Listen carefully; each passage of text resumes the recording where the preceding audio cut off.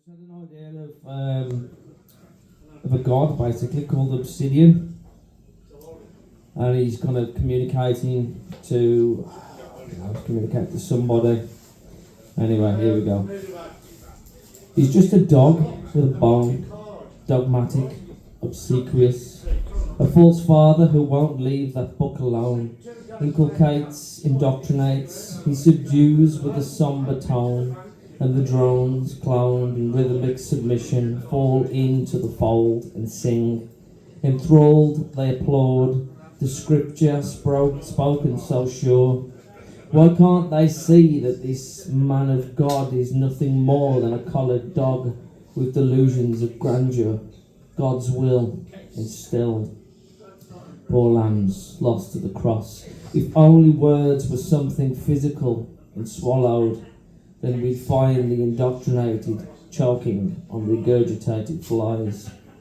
Forgo faith in fantasy, a story so old it's lost all originality, rewritten, twisted and plagiarized, told and sold to the desperate, the intellectually sodomized. Do not let grief feast on false belief, do not allow fear to steer your course, do not genuflect to a fictional architect. Do not be dulled, lulled by lies, be a blade sharp and unsheathed, cut through holy deception. Close your eyes and see what really awaits when the heart fails to palpitate. It's there in plain, in unsight, the end in my night of darkest hue. Worship not, fear not, Obsidian's design is free for all of you. There's a cheerful one.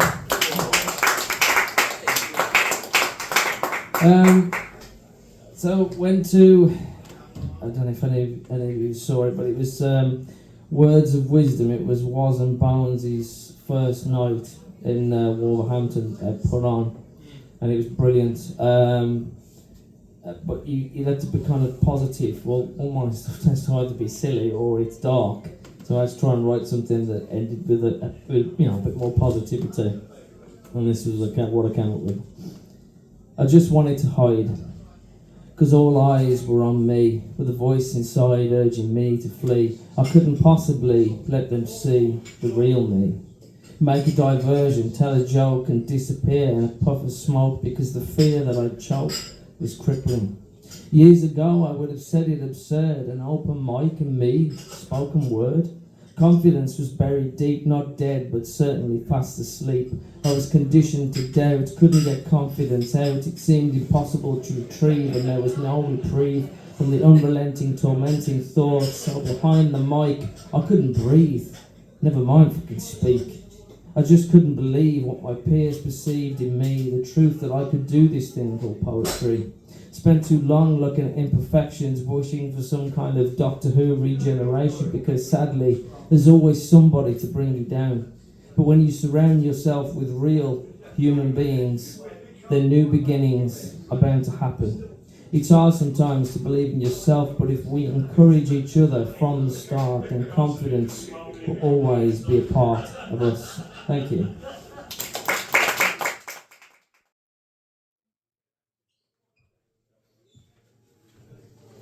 So Ian said, don't ever doubt yourself again. The problem is, when I wake up, I tend to doubt myself. I doubt myself in conversations I have with people on a daily, wondering if I'm saying the right thing at the right time. Do I look like a dickhead when I'm saying stuff to other people in conversation? I have a lot of self-doubt about just life in general. I seem to just make things up as I go along, like I do in poems. I have a lot of self-doubt about the way I look and my appearance. Maybe because I feel like I want to be like a 6 foot tall white gym muscle man. Maybe, I don't know why, but it's just self-doubt creeping into me about my skin colour, my hair colour, being really skinny. I have a lot of self-doubt about just like mentally,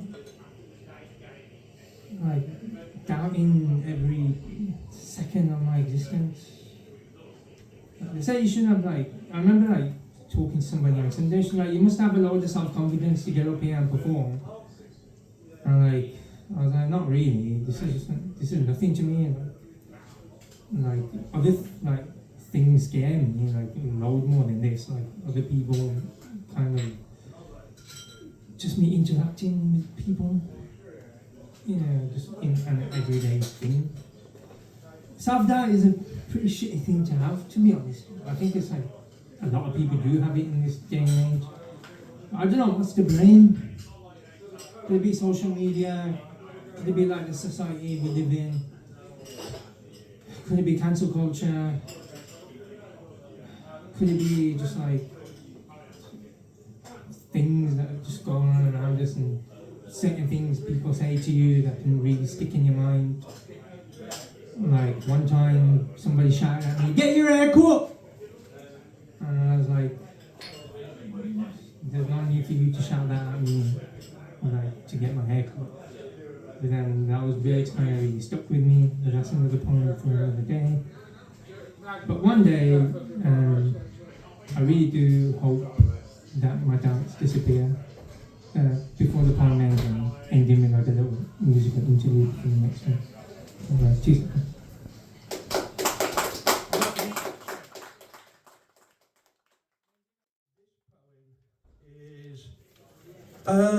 Definitely not about an ex-girlfriend.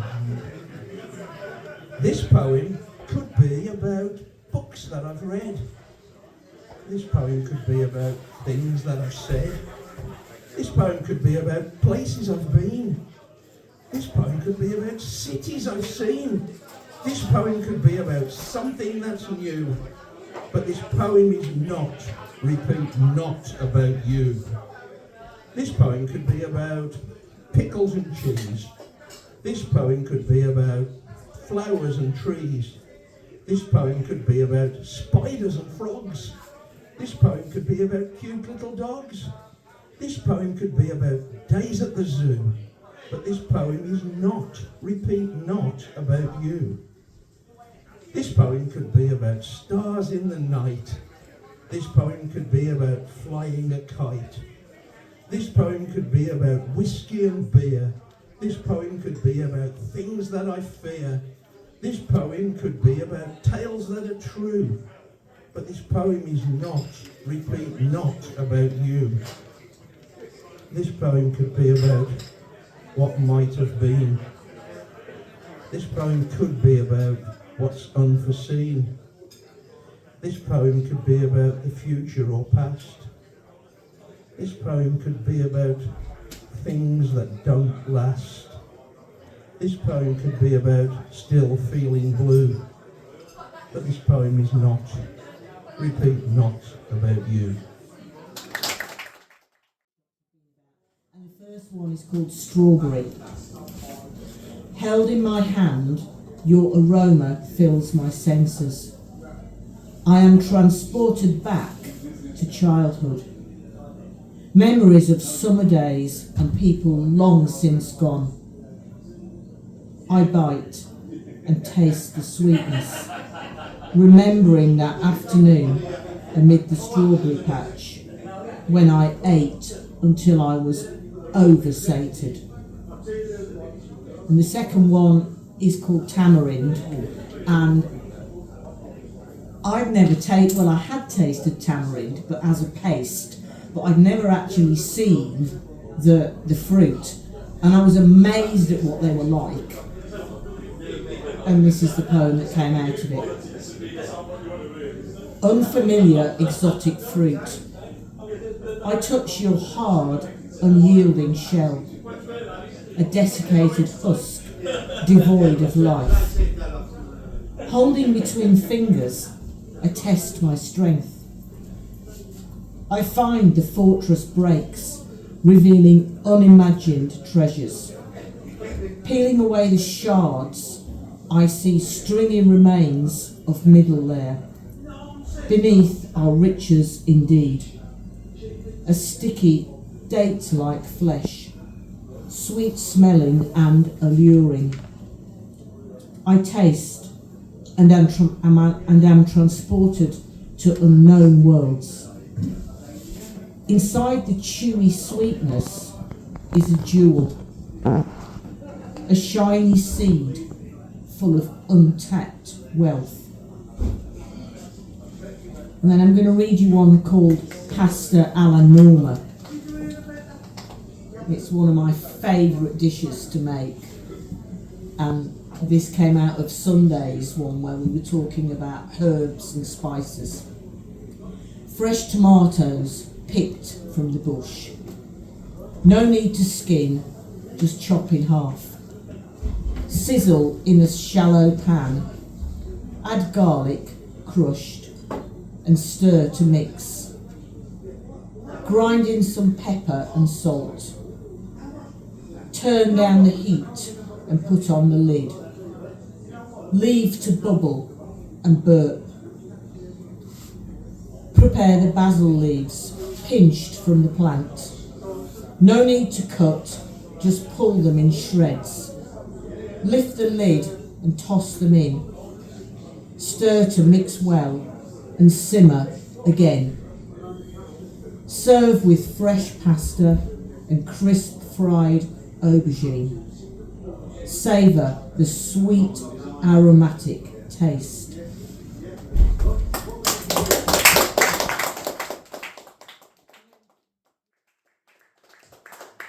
Here's a little one about the birds in my garden.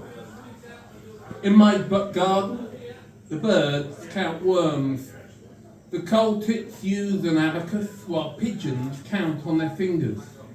I'm told the magpies have a computer program which they can set to count every worm in 1 square metre. Only the hawks ignore the numbers. Instead of worms, they eat other birds, then put out press releases denying their involvement.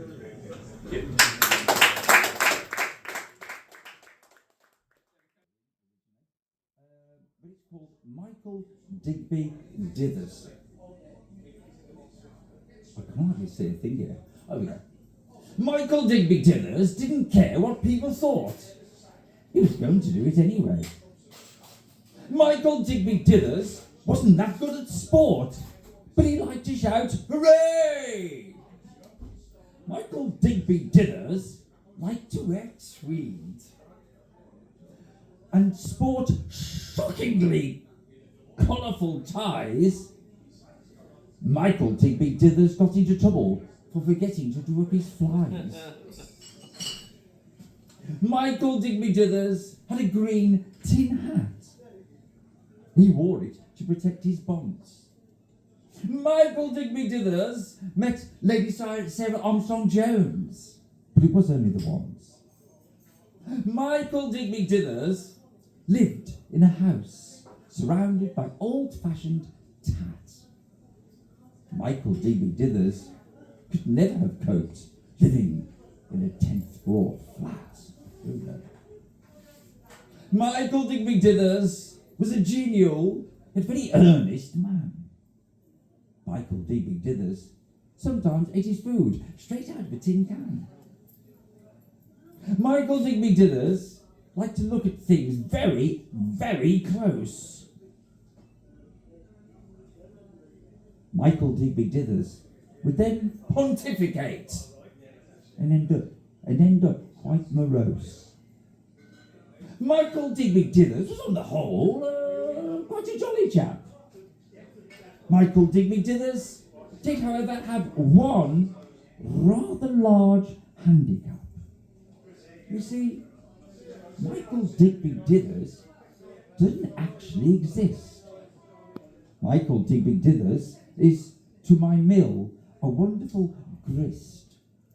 Michael Digby Dithers is but a figment of my imagination. But I don't really care either, because just like Michael Digby Dithers, I am the very lord of my own creation. Thank you.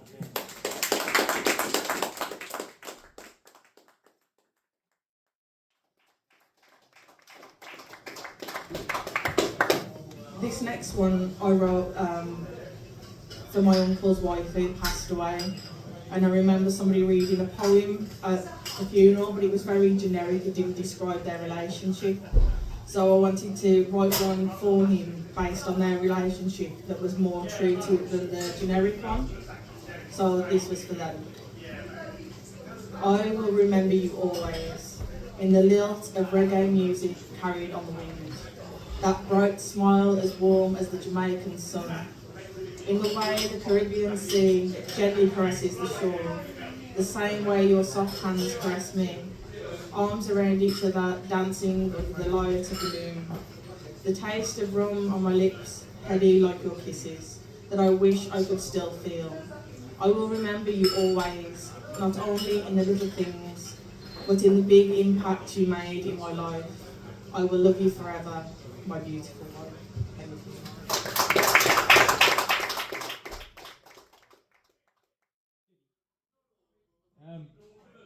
This is called The Past Always Returns. It's an introductory poem for context. I'm Mickey Angel. Of course the poems I started off with are needed help with Rhyme Zone. Who doesn't? I'm Mickey Angel. Of course my first erotica included Morgan Freeman. That was actually true.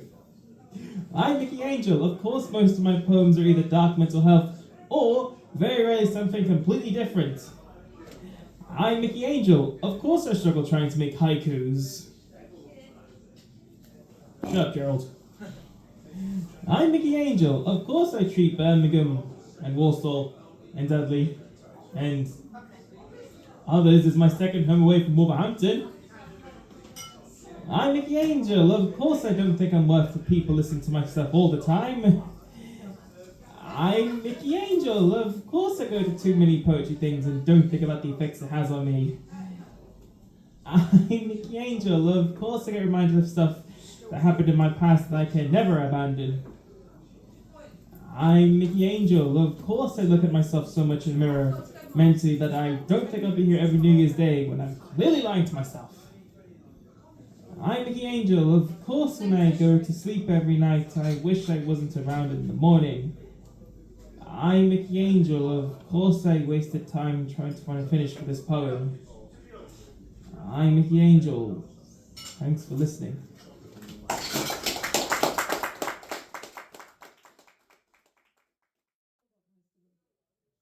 I wrote a poem about it. The first verse of this is my dad's response, and the second verse is inspired by my mum's. It's called the Iron Masters Match.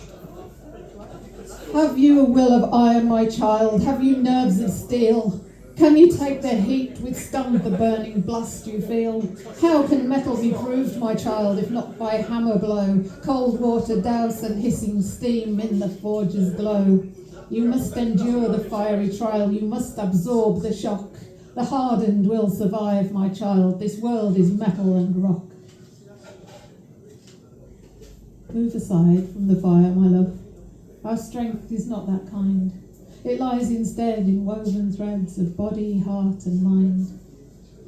It's braver to be soft, my dove, so learn to bend, not break. Power grows from holding fast to bonds we choose to make. It's fierce and wild, unflinching love that proves a woman's worth. We are not steel and stone, my dove, but blood and milk and earth. We are blood and milk and earth.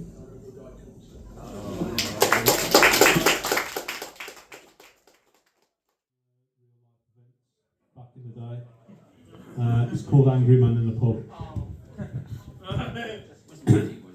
No, I wasn't the angry man. No, it wasn't Matty Bob. Well, technically. Oh God! Eventually, I might. Can I carry on now? He hasn't changed at all, that's it. Dear Angry Man in the Pub, why were you getting so vexed? Your behaviour has just left me perplexed. Because it wasn't just that was so inappropriate, if indeed I was at all. See, I was just happy, being me, chatting crap with friends, in an environment that I was entitled to do so. Sure, our prose was adult, and for that I don't feel the fault, because my verbs and names were no more offensive than what you hurled at your kids and wife. maybe it's you that should get a life. So what if I dropped an F-bomb into my conversation? Surely that's a risk you consider when bringing your younglings into the same location. I was there to drink ale, and not simply pale, to your insignificant indoctrination. Okay, your kids overheard an unsavoury word that shouldn't be used in an environment of education. But I was out with adult friends, in a place that depends on alcoholic consumption, not even one that caters for a nursery. Adverse as you were to my choice of diction, and intent as you were to bring about friction, I stand firm with my point. Why did you choose this location? Let me remind you of your choice of vernacular. Your use of words from the gutter were truly spectacular, as though spat at your offspring and wife. I was truly shocked at the attitude you rocked, as you directed your family where to sit, not to be a shit, and to fucking behave. Thank you very much.